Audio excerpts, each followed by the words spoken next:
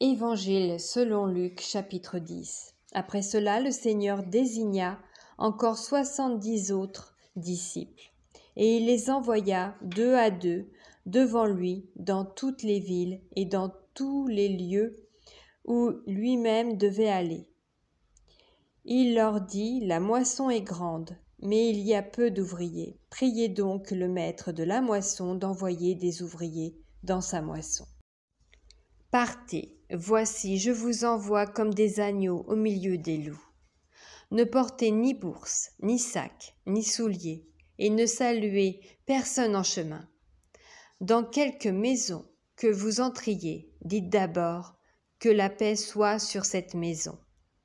Et s'il se trouve là un enfant de paix, votre paix reposera sur lui, sinon elle reviendra à vous. Demeurez dans cette maison-là, mangeant et buvant ce qu'on vous donnera, car l'ouvrier mérite son salaire. N'allez pas de maison en maison. Dans quelque ville que vous entriez et où l'on vous recevra, mangez ce qui vous sera présenté. Guérissez les malades qui s'y trouveront et dites-leur, le royaume de Dieu s'est approché de vous.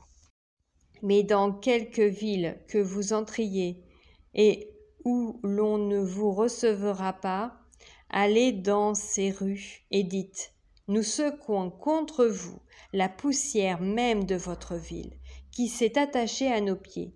Sachez cependant que le royaume de Dieu s'est approché. Je vous dis qu'en ce jour, Sodome sera traitée moins rigoureusement que cette ville-là.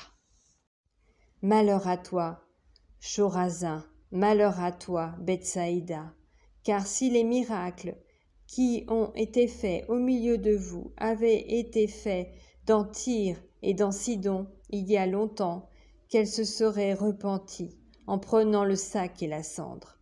C'est pourquoi, au jour du jugement, Tyr et Sidon seront traités moins rigoureusement que vous. Et toi, Capernaum, qui a été élevé jusqu'au ciel, tu seras abaissé jusqu'au séjour des morts.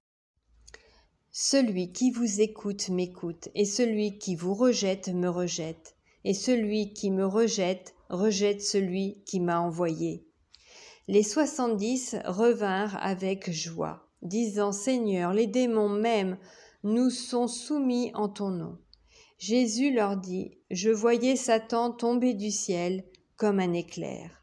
Voici, je vous ai donné le pouvoir de marcher sur les serpents et les scorpions et sur toute la puissance de l'ennemi, et rien ne pourra vous nuire. Cependant, ne vous réjouissez pas de ce que les esprits vous sont soumis, mais réjouissez-vous de ce que vos noms sont écrits dans les cieux.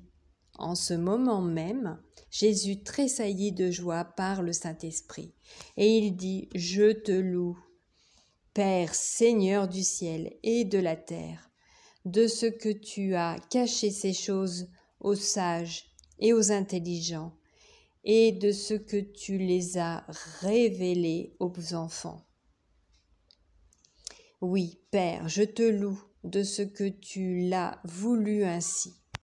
Toutes choses m'ont été données par mon Père, et personne ne connaît qui est le Fils, si ce n'est le Père, ni qui est le Père si ce n'est le Fils, et celui à qui le Fils veut le révéler. » Et se tournant vers les disciples, il leur dit en particulier, « Heureux les yeux qui voient ce que vous voyez, car je vous dis, que beaucoup de prophètes et de rois ont désiré voir ce que vous voyez, et ne l'ont pas vu, entendre ce que vous entendez, et ne l'ont pas entendu. » Un docteur de la loi se leva et dit à Jésus pour l'éprouver, « Maître, que dois-je faire pour hériter la vie éternelle ?»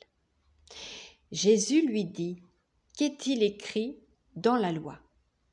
Qui lis-tu » Il répondit, « Tu aimeras le Seigneur ton Dieu de tout ton cœur, de toute ton âme, de toute ta force et de toute ta pensée. Et ton prochain comme toi-même. Tu as bien répondu, lui dit Jésus. Fais cela et tu vivras. Mais lui, voulant se justifier, dit à Jésus, « Et qui est mon prochain ?» Jésus reprit la parole et dit, « Un homme descendait de Jérusalem à Jéricho. Il tomba au milieu des brigands, qui le dépouillèrent, le chargèrent de coups et s'en allèrent, le laissant à demi-mort. Un sacrificateur, qui par hasard descendait par le même chemin, ayant vu cet homme, passa outre. Un Lévite arriva aussi dans ce lieu, l'ayant vu, passa outre. Mais un Samaritain qui voyageait, étant venu là, fut ému de compassion lorsqu'il le vit. Il s'approcha et banda ses plaies, en y versant de l'huile et du vin. Puis il le mit sur sa propre monture, le conduisit à une hôtellerie, et il prit soin de lui.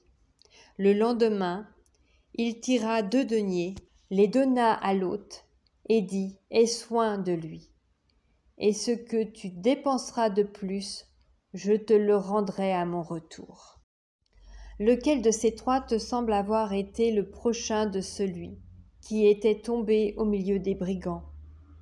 C'est celui qui a exercé la miséricorde envers lui, répondit le docteur de la loi. Et Jésus lui dit, « Va, et toi fais de même. » Comme Jésus était en chemin avec ses disciples, il entra dans un village et une femme nommée Marthe le reçut dans sa maison. Elle avait une sœur nommée Marie, qui s'étant assise aux pieds du Seigneur écoutait sa parole. Marthe, occupée à divers soins domestiques, survint et dit, « Seigneur, cela ne te fait-il rien que ma sœur me laisse seule pour servir? Dis-lui donc de m'aider. » Le Seigneur lui répondit, « Marthe, Marthe, tu t'inquiètes et tu t'agites pour beaucoup de choses. Une seule chose est nécessaire. Marie a choisi la bonne part, qui ne lui sera point ôtée. »